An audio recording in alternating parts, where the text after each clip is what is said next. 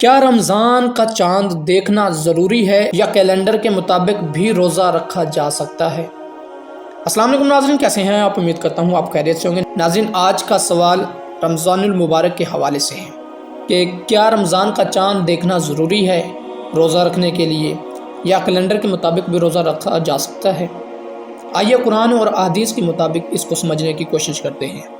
رمضان المبارک کے روزے اسلام کے بنیادی ارکان میں سے ایک ہیں، لیکن سب سے پہلا سوال یہ ہوتا ہے کہ رمضان کا آغاز کب کیا جائے؟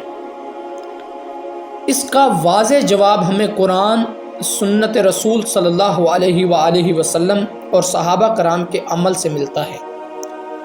اللہ تبارک و تعالیٰ کا فرمان، اللہ تبارک و تعالیٰ قرآن مجید میں ارشاد فرماتا ہے، تم میں سے جو شخص اس مہینے کو پائے وہ اس کے روزے رکھے۔ یہاں اللہ تبارک و تعالیٰ نے مہینہ پانے کا ذکر فرمایا ہے، اور اسلام میں مہینے کی پہچان چاند سے ہوتی ہے، نہ کہ صرف تاریخوں سے۔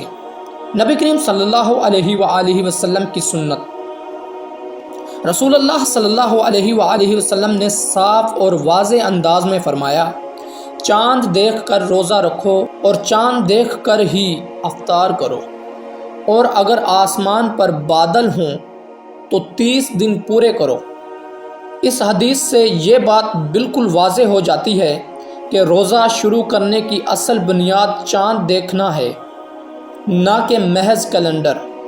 صحابہ کرام رضی اللہ تعالیٰ عنہ کی مثال، حضرت عبداللہ بن عمر رضی اللہ تعالیٰ عنہ سے روایت ہے کہ انہوں نے خود رمضان کا چاند دیکھا اور نبی کریم صلی اللہ علیہ وآلہ وسلم کو خبر دی، تو نبی کریم صلی اللہ علیہ وآلہ وسلم نے ان کی گواہی پر رمضان شروع کرنے کا اعلان فرمایا۔ اگر صرف کیلنڈر کافی ہوتا تو صحابی کی گواہی کی اتنی اہمیت نہ ہوتی۔ اسلام ایک آسان دین ہے، جہاں چاند دیکھنا ممکن ہو وہاں چاند دیکھنا سنت ہے، اور جہاں چاند نظر نہ آئے وہاں 30 دن پورے کرنا نبی کریم صلی اللہ علیہ وآلہ وسلم کی ہدایت ہے۔ یاد رکھیں، محض اندازے موبائل ایپس یا سوشل میڈیا کی خبروں پر انحصار کرنا سنت کے خلاف ہے۔ رمضان صرف روزے رکھنے کا نام نہیں، بلکہ نبی کریم صلی اللہ علیہ وآلہ وسلم کے طریقے پر چلنے کا نام ہے۔